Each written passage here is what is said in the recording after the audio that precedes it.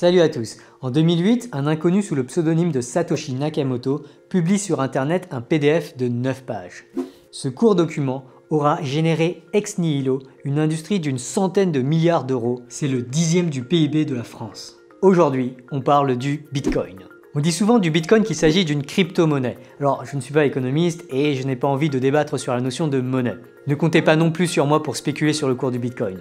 Non, ce dont je veux parler aujourd'hui, c'est du mot crypto dans crypto-monnaie. En particulier, on va voir comment la cryptographie permet de rendre le Bitcoin échangeable, un peu comme si on échangeait les billets de banque. L'idée de base de Satoshi Nakamoto, c'est de mettre un unique carnet de notes à disposition de tous, dans lequel chacun écrit toutes ses transactions Bitcoin au fur et à mesure. Et ce qui est important, c'est qu'à tout moment, n'importe qui peut lire ce carnet de notes. Alors, bien sûr, il ne s'agit pas d'un vrai carnet de notes.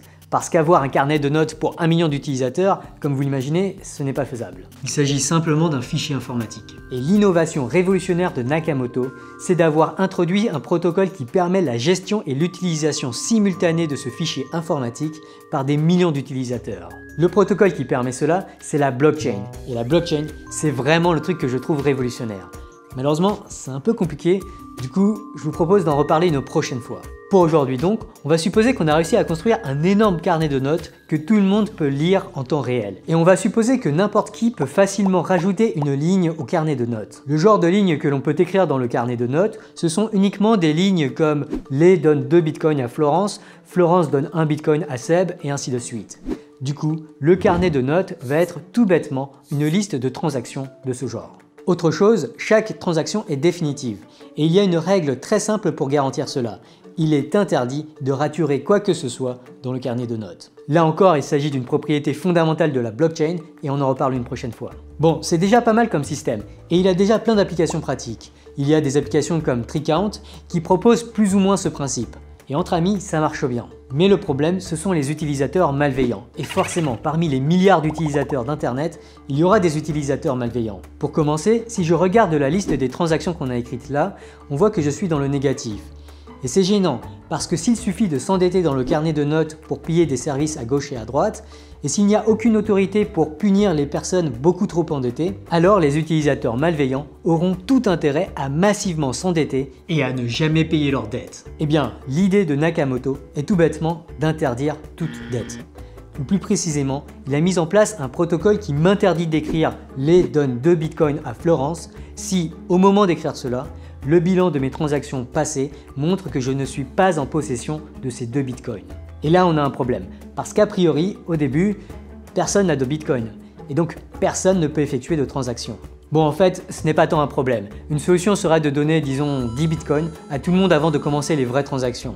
En pratique, c'est une autre solution qui a été trouvée à base de minage, mais on en reparlera une prochaine fois. Bref, quoi qu'il en soit, à tout moment, il y a en fait une quantité totale de bitcoins en circulation. Aujourd'hui, il y a environ 21 millions de bitcoins. À presque 7000 € le bitcoin, ça nous fait l'équivalent de plus de 100 milliards d'euros en bitcoin. Bon, le cours il n'arrête pas de fluctuer, du coup quand vous verrez cette vidéo, il se sera peut-être complètement effondré ou il aura complètement explosé ou que sais-je encore. Donc si je reprends mon carnet de notes, on est tous partis avec 10 bitcoins et on a effectué une liste de transactions. Et maintenant, si je demande à Seb de nettoyer ma salle de bain et si je lui dis que je le paie 1 bitcoin pour cela, Seb pourra alors lire le carnet de notes et vérifier que j'ai écrit cette transaction. Et ce qui fait que le Bitcoin fonctionne bel et bien comme une monnaie, c'est que le bilan de mes transactions doit dire que je possède au moins 1 Bitcoin pour que je puisse avoir le droit d'écrire une telle transaction. Au final, tout se passe vraiment comme si on commençait tous avec 10 pièces de Bitcoin et on échangeait des vraies pièces de Bitcoin à chaque transaction transcrite dans le carnet de notes. Mais l'avantage du carnet, bien sûr, c'est qu'on n'a pas à produire et à se trimballer des pièces de Bitcoin. Bon, jusque-là, en fait, on n'a pas utilisé de cryptographie. Tout ça, on aurait en fait pu le faire entre amis sans crypto. À condition toutefois de faire confiance à nos amis. Et vous voyez le problème avec des utilisateurs malveillants ? Le problème, c'est que Seb pourrait écrire lui-même dans le carnet de notes « Lé donne 10 bitcoins à Seb ». Et il pourrait ensuite utiliser ces bitcoins pour acheter la montre de Florence. Et moi, je ne pourrais rien faire pour rectifier le tir, puisqu'il n'est pas possible de raturer les transactions déjà écrites. Alors oui, je pourrais tricher à mon tour et rajouter une ligne qui dit « Seb donne 10 bitcoins à Lé ».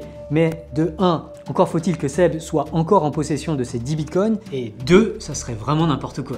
La règle fondamentale pour une utilisation saine du carnet de notes entre amis malveillants, c'est alors de n'autoriser que le donneur à écrire la transaction. Autrement dit, seul Seb peut écrire « Seb donne 10 bitcoins à Lé », un peu comme sur Twitter, seul Seb peut poster un tweet avec son propre compte. Et c'est là qu'on a besoin de cryptographie. En utilisant en particulier le principe de signature électronique dont on a parlé dans l'épisode précédent, on peut garantir que seuls les donneurs peuvent écrire une transaction. Et là, on a vraiment tout ce qu'il faut pour que le Bitcoin fonctionne comme une monnaie. Donc si je récapitule, le Bitcoin, c'est juste un carnet de notes avec deux règles fondamentales. La première, les dettes sont interdites. Et la deuxième, seuls les donneurs peuvent écrire des transactions qu'ils doivent signer. Et c'est tout. Ou presque. Il y a encore cette petite histoire de blockchain à expliquer. Eh bien, pensez à vous abonner pour ne pas manquer ça. Salut! Cette vidéo a été réalisée grâce au soutien de la faculté d'informatique de l'EPFL.